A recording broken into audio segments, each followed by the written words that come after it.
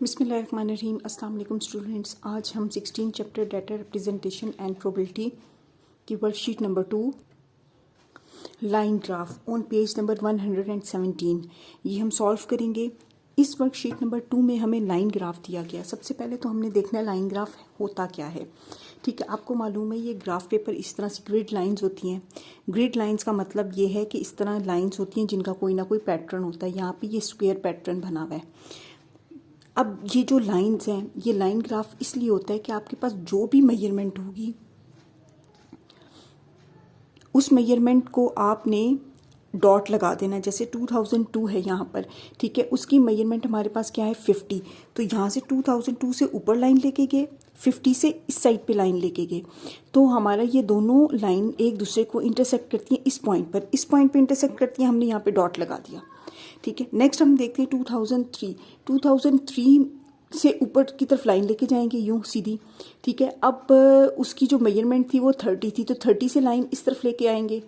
ठीक है, अब दोनों जो है ये एक दूसरे को इस पॉइंट पर इंटरसेक्ट करें, यहाँ पे हमने डॉट लगा दिया।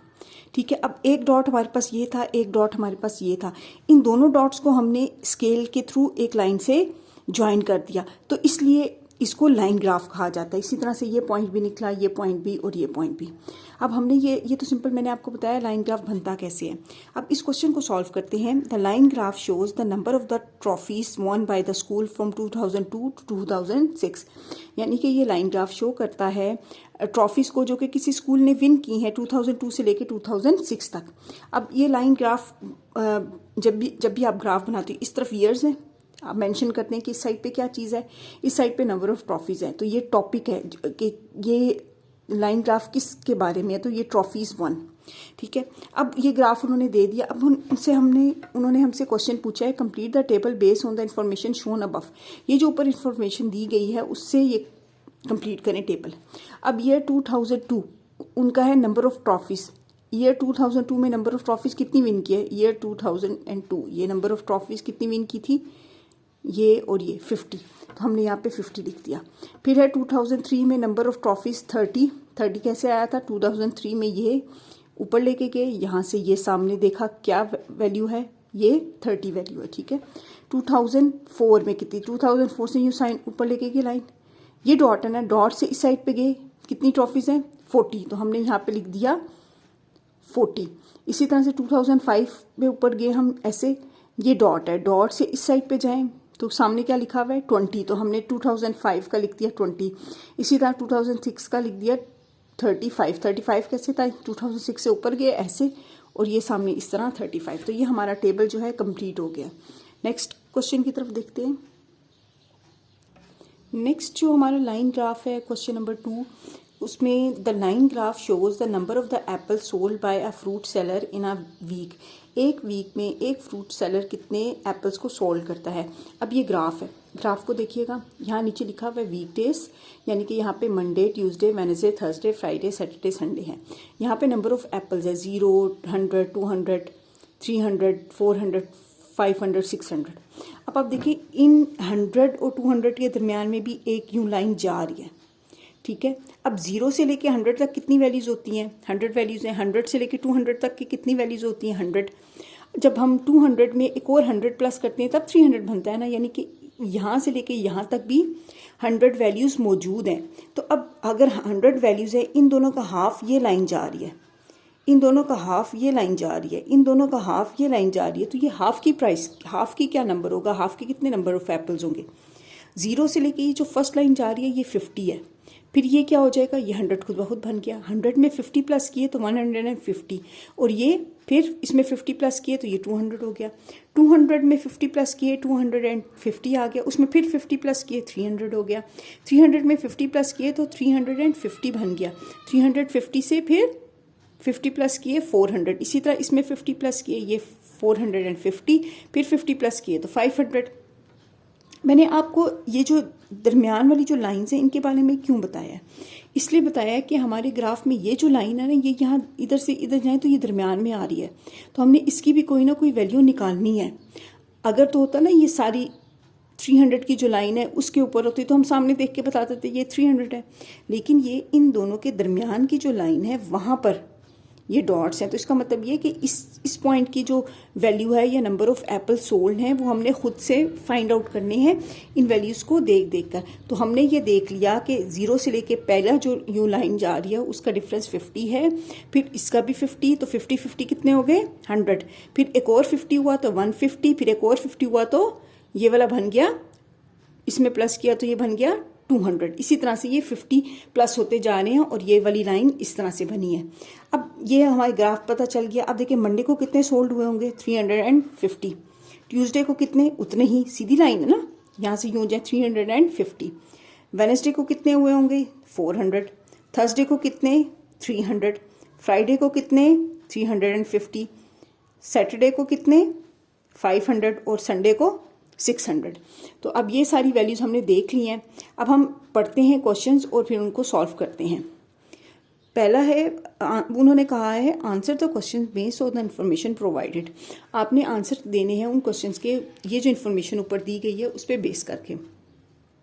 नंबर ए है, on which day was the most number of apple sold. किस दिन सबसे ज़्यादा नंबर ऑफ एप्पल्स सोल्ड हुए थे। तो सबसे ज़्यादा तो 600 थे। ये जो 600 है सबसे ऊपर, ये ग्राफ बता रहे हैं ना सबसे ऊपर वाली कौन सी है, ये वाले पॉइंट है ना। तो इसका मतलब है यहाँ पे ये लाइन इस वक्त बनी थी जब सबसे ज़्यादा एप्पल सोल्ड हुए थे, तो वो था 600। तो हमने संडे को थी वो आखिर में संडे, तो हमने यहाँ पे लिख दिया Sunday. On which day was the least number of apple sold. सबसे कम नंबर ऑफ एप्पल्स किस डे को सोल्ड हुए थे। लाइन ग्राफ में सबसे नीचे कौन सा पॉइंट है, ये वाला। तो ये किस दिन है, थर्सडे को, तो हमने यहाँ पे लिख दिया थर्सडे। अच्छा, on which day were the same number of apple sold. किस किस दिन same number of apple sold हुए थे। सेम नंबर ऑफ एप्पल्स देख लेते हैं कौन एक ही लाइन में आ रहे हैं। ये एक लाइन में आ रहे हैं मंडे, एक लाइन में ये आ रहा है ट्यूसडे, इसको सीधा लेके जाएं और ये पॉइंट आ रहा है, तो ये भी क्या है फ्राइडे। तो फ्राइडे को भी 350, यहाँ पे भी 350 और मंडे को भी 350। तो मंडे, ट्यूसडे एंड फ्राइडे, तो यहाँ पे हमने लिख दिया Monday, Tuesday and Friday. Next है, what is the difference between the number of apple sold on Wednesday and Saturday. Wednesday और सैटरडे के दरमियान में नंबर ऑफ एप्पल जितने भी सोल्ड हुए थे उनका डिफरेंस कितना है। ठीक है, अब वेडनेसडे को नंबर ऑफ एप्पल सोल्ड हुए थे, यहाँ पे देखिएगा 400, ठीक है, और सैटरडे को हुए थे 500। तो इसका और इसका डिफरेंस कितना है 100 का, तो यहाँ पर आ जाएगा 100। What is the difference between the number of apple sold on Wednesday and Thursday, तो वो आएगा 100। तो यहाँ पे आप लिख दें 100। नेक्स्ट नंबर 3 की तरफ बढ़ते हैं। नेक्स्ट नंबर 3 सॉल्व करते हैं। नंबर 3 में है, the line graph shows the number of the shirts produce by a tailor every year from 2010 to 2013। कि ये जो लाइन ग्राफ शो कर रहा है नंबर ऑफ शर्ट्स जो कि प्रोड्यूस की हैं टेलर ने, यानी टेलर ने वो बनाई हैं हर साल, एवरी ईयर, कब से लेके कब तक, 2010 से लेके 2013 तक, यानी कितने टोटल ईयर्स, 4 ईयर्स। तो ये हमारे पास नीचे ईयर्स आ गए हैं, ये नंबर ऑफ शर्ट्स हैं, और यहाँ उसने नाम लिखा हुआ shirt produce by a Taylor. ये ग्राफ किस बारे में है। अब इस ग्राफ को पढ़ के सिंपल हमें 2010 में पता चल रहा है, ये सीधी ऊपर लाइन लेके गए, इसके सामने क्या है 100, यानी कि उसने नंबर ऑफ टी शर्ट्स 100 जो है प्रोड्यूस की होंगी। 2011 से ऊपर जाते हैं, ये पॉइंट है, इसके सामने इस तरफ जाएं तो क्या आता है 300। इसका मतलब ये 2011 में उसने 300 शर्ट प्रोड्यूस किए। 2012 में सीधा ऊपर जाएं, ये पॉइंट, ये इस पॉइंट से इस तरफ जाएं तो 400। फिर 2013 में सीधा ऊपर जाएं, ये पॉइंट, इस पॉइंट से इस तरफ जाएं तो 700। तो ये हमने इस तरह से वैल्यूज़ इसकी निकाल ली कि 2010 में कितनी है, 11 में कितनी, 12 में कितनी, 13 में कितनी। नेक्स्ट आप हम इस क्वेश्चन को सॉल्व करते हैं। अब वो कह रहे हैं answers the question based on the information provided. आपने आंसर क्वेश्चंस के देने हैं, ये जो इन्फॉर्मेशन ऊपर दी हुई है ना ग्राफ में, इस पे बेस करके। नंबर ए है, find the increase in the number of shirt produce, कि नंबर ऑफ शर्ट्स प्रोड्यूस करने में कितना इंक्रीज हुआ है, कितनी ज़्यादा हुई है। ठीक है, सबसे पहले वो कह रहा है फ्रॉम 2010 से लेके 2011। तो आप देखो 10 से लेकर 11, हमने सिर्फ इंक्रीज बताना है, हमने नंबर ऑफ शर्ट्स नहीं बताना। इंक्रीज का क्या मतलब ये है कि वो पहले तो थी 100, अब इंक्रीज होके कितनी होगी थी 300 होगी थी ना, तो टोटल इंक्रीज कितना हुआ 200 का 100 में 200 प्लस करो तो 300 बनता है। 100 तो पहले भी हो रही थी 2010 में और 2011 में भी 100 हो ही गई होंगी, लेकिन उसने कहा इंक्रीज कितना है, ये ऊपर वाला पोर्शन कितना है, वो कितने ज़्यादा उसने शर्ट्स प्रोड्यूस किए हैं, तो उसने 200 मोर शर्ट्स प्रोड्यूस किए हैं। 2010 में 100 शर्ट्स थी, 2011 में 300 शर्ट्स हैं, तो इसमें इंक्रीज कितना हुआ, इंक्रीज इसमें 200 शर्ट्स का हुआ, तो ये आएगा 200। नेक्स्ट है फ्रॉम 2011 टू 2012, इसमें कितना इंक्रीज है।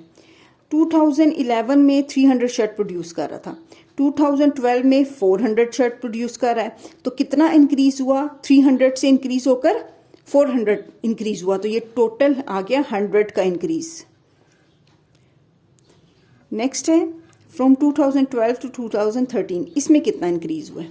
यहाँ पे 2012 में इंक्रीज था जो 400 थी टोटल नंबर ऑफ शर्ट्स, और 13 में 700, तो 400 से डायरेक्ट उसने इंक्रीज किया 700 पे पहुंच गया, यानी कि उसने 300 इंक्रीज किया है, 300।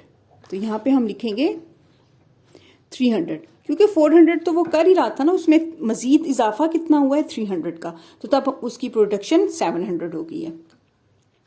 नेक्स्ट भी है between which 1 year period shows the greater increase in the number of the T shirt produce. सबसे ज़्यादा ग्रेटर जो number of T shirts produce हुई हैं वो किस में है, वो इसमें है ना, फ्रॉम 2012 से 2013 सबसे ज़्यादा ग्रेटर इंक्रीज कितना हुआ है, 300 इंक्रीज हुआ है। तो यहाँ से हम लिखेंगे 2000, उसने 1 ईयर का डिफरेंस कहा है ना, इसीलिए हमने देखना है या तो 10 से लेके 11 तक है, 11 से लेके 12 तक है, 12 से लेके 13 तक है, तो हमने देखा 12 से लेकर 13 तक सबसे ज़्यादा इंक्रीज हुआ है।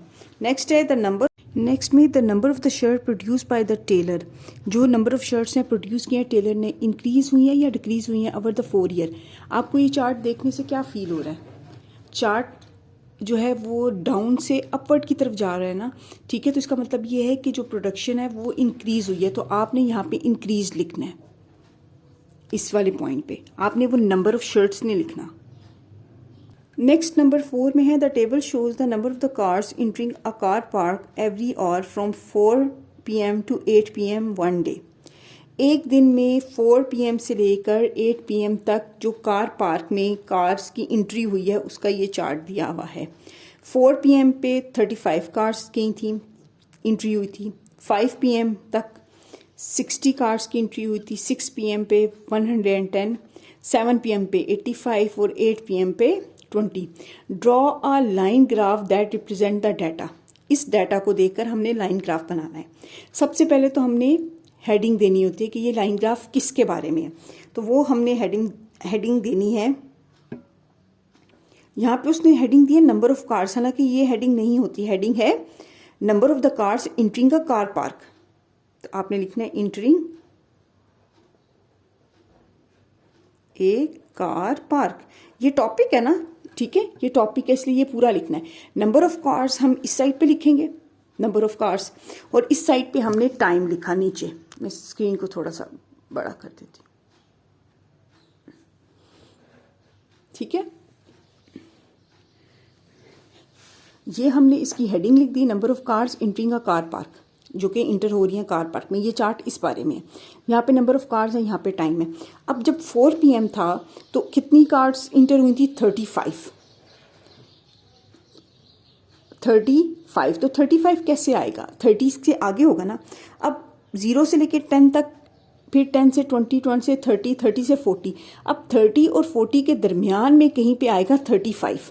तो हमने इन दोनों का ये ऊपर लेके गया 400 से ऊपर की तरफ, ठीक है। तो ये 30 है, ये 40 है, इनके दरमियान में आएगा 35। तो ये पॉइंट मैंने दरमियान में लगा दिया 35 का, ठीक हो गया। अब 50 पे कितनी थी, 50 पे है 60, तो हमने 5 PM पे 60 है, तो हमने 60 के सामने 5 PM से ऊपर लाइन लेके गए और यहाँ से ये 60 से यहाँ लेकर आए, तो ये पॉइंट बनता है यहाँ पर। नेक्स्ट है 6 PM, वो था 110, तो 6 PM पे 110 ये वाला पॉइंट आ गया, यहाँ से ये 110, यहाँ से ये 6 PM ऊपर। 7 PM पे 85, 7 PM पे 85। अब 85 जो है वो ये 80 और 90 के दरमियान में होगा। ये देखिए 80 यहाँ से यहाँ पर आ रहा है, 90 यहाँ से यहाँ पर आ रहा है, 85 इन दोनों के दरमियान में होगा। तो दरमियान में हमने डॉट लगा दिया।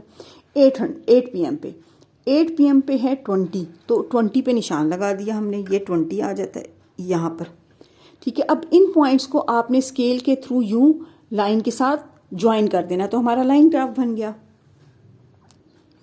ये स्केल के थ्रू मैंने इन तमाम डॉट्स को ज्वाइन किया है और हमारा लाइन ग्राफ बन गया है।